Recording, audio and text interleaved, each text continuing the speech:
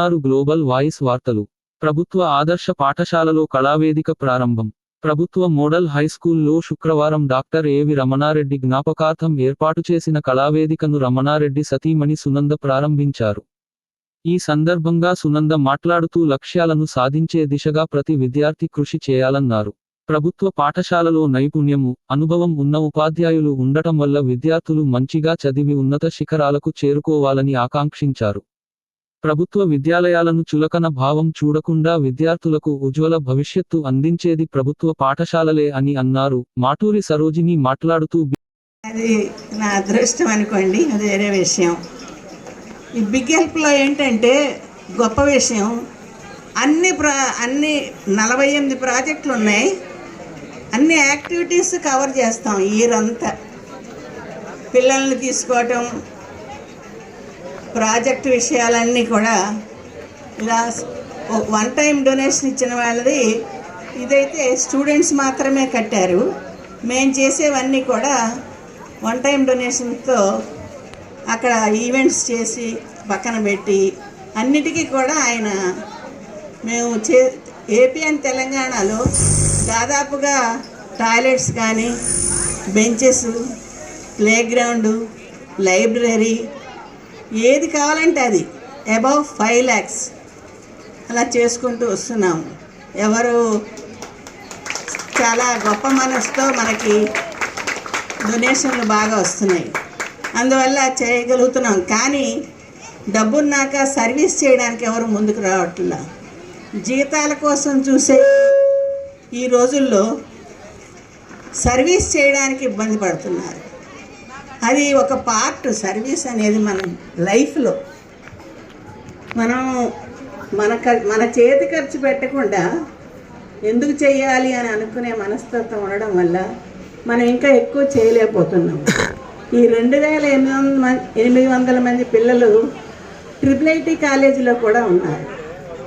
అన్ని చోట్ల ప్రతి స్కూల్ అండ్ కాలేజీని టచ్ చేసి ఆన్లైన్లో వాళ్ళని చేస్తూ మంచి పీడీలు అంటే వారు కూడా సర్వీస్ మీద దృక్పథం ఉన్నవాళ్ళు.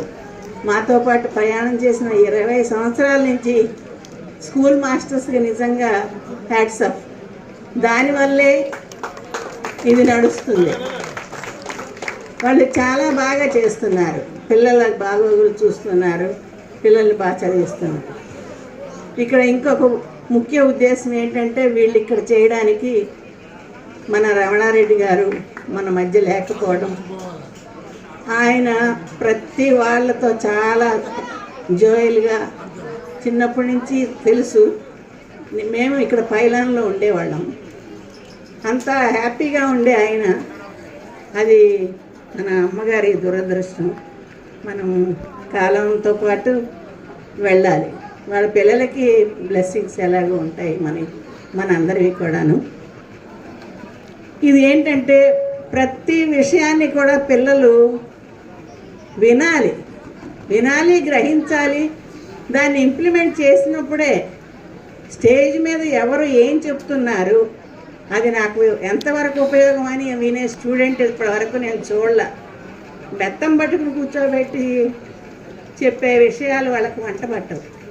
వాడికి వాడు నేనేం చేయాలి, ఏం చేస్తే బాగుంటుంది.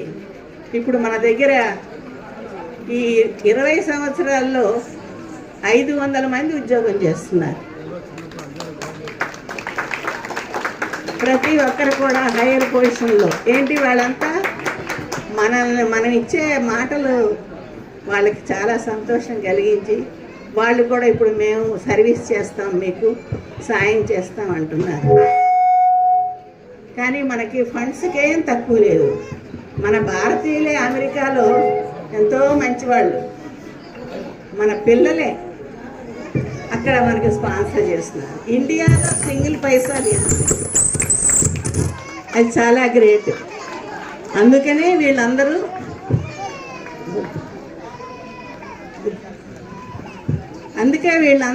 అక్కడి నుంచి వచ్చి ఆయన ఆత్మ శాంతించడానికి, మా అబ్బాయి కూడా వచ్చాడు, ఒంట్లో బాగాలేదు. వీళ్ళందరూ కూడా అక్కడి నుంచి వచ్చి ఆయన మధ్య ఉన్నట్టే. అది చాలా అరుదు. అంతమంది రావడము, ఇది కట్టించడము, ఇది చేయటము. ఇక్కడ హెడ్ మాస్టర్ చాలా చెప్పారు కదా ఇందాక, కావాలా వద్దా, ఆయనకి విపరీతమైన ప్రెషర్ ఇచ్చి ఇది ఎలాగైనా అవ్వాలి, అందరూ వస్తున్నారని చెప్పి చేయించాము. గ్రామ పెద్దలు కానీ, గ్రామంలో ఉన్న పెద్దలంటే పొలిటికల్ లీడర్స్ అండ్ పబ్లిక్ ఎవరైనా సహాయం చేయొచ్చు. ఇదేమంతా జయద్ నబీ ఎక్కడ కూర్చోండి, రండి తొందరగా రండి. ఇదేంటంటే విద్యార్థులు లేచి అటు ఇటు తిరగొద్దబ్బా. అన్ని స్కూళ్ళల్లో కూడా మేము చేసే ఈవెంట్స్కి స్టూడెంట్స్ కూడా చాలా ఇదిగా పార్టిసిపేట్ చేస్తారు.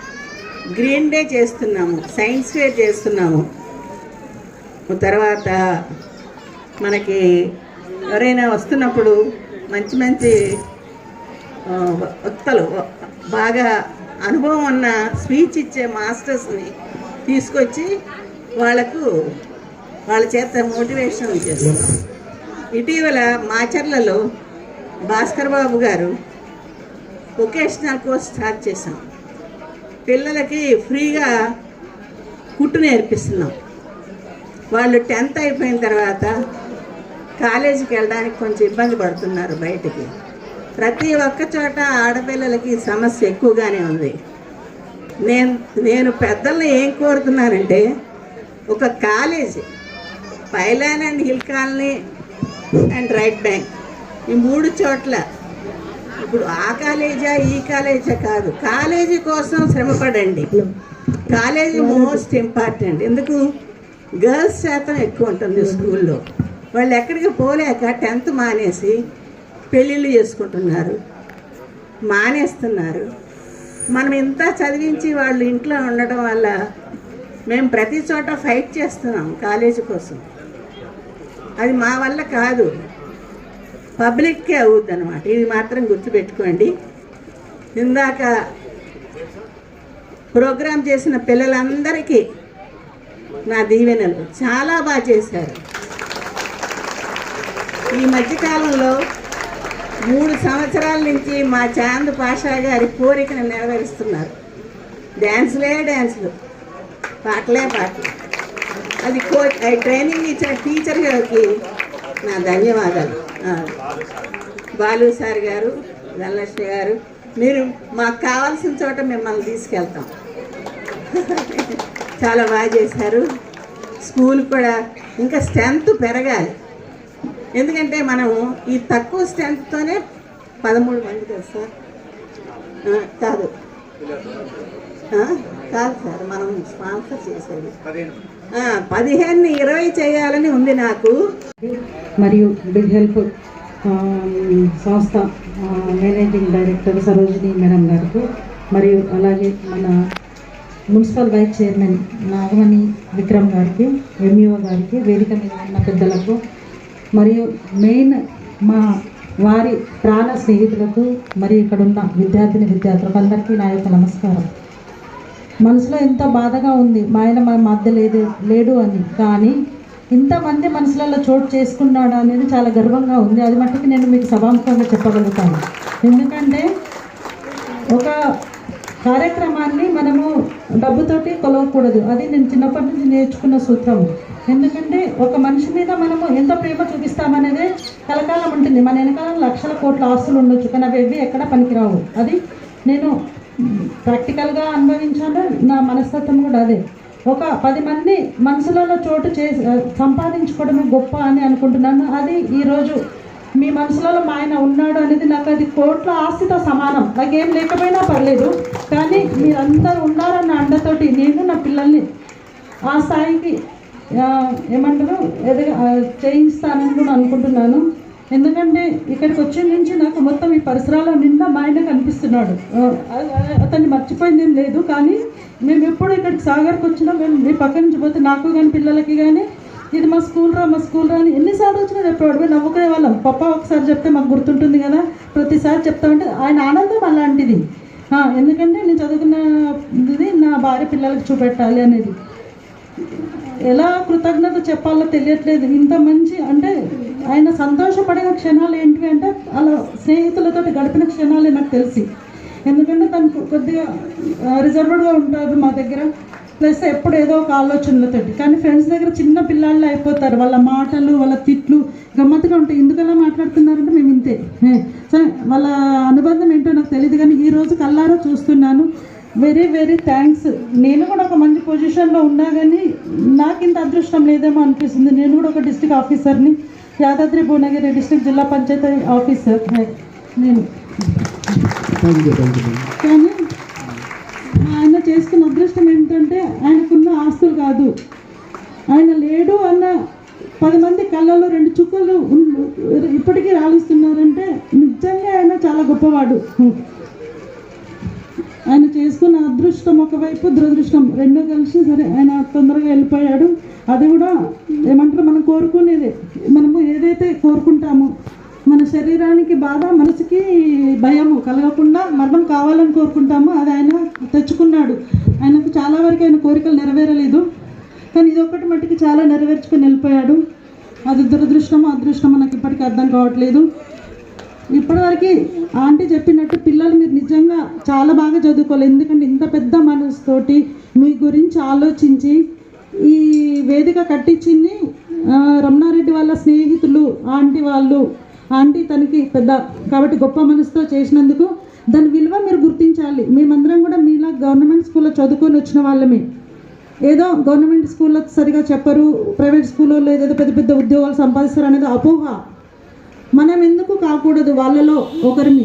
1,00,000 మంది ఉండని, ఆ 10 మందిలో మనం ఎందుకు ఒకరం కాకూడదు అన్న దీక్షతో మనము కష్టపడిన రోజు విజయం తప్పకుండా వస్తుంది. దానికి నేనే ఉదాహరణ. నన్ను కూడా ఆడపిల్ల చదవద్దు అన్నారు, సరే ఏదో చదివాను, కానీ నాకు కూడా కసి ఉండేది ఒక 10 మందిలో నేను ఒకరిని కావాలని.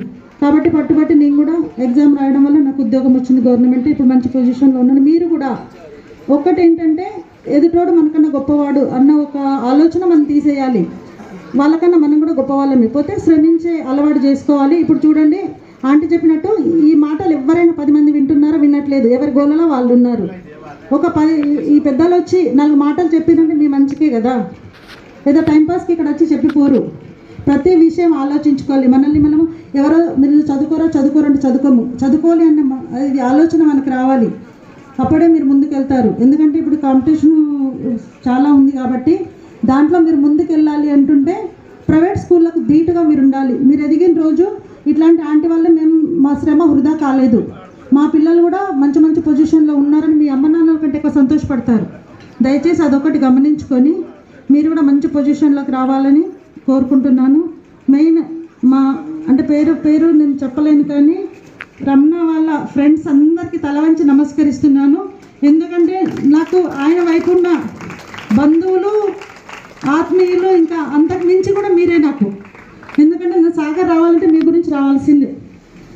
దయచేసి ఈ ప్రేమాభిమానాలు మీ మిత్రుడు లేడు అని మర్చిపోకుండా నా పైన, నా పిల్లల పైన చూపిస్తారని సభాముఖంగా వేడుకుంటున్నాను.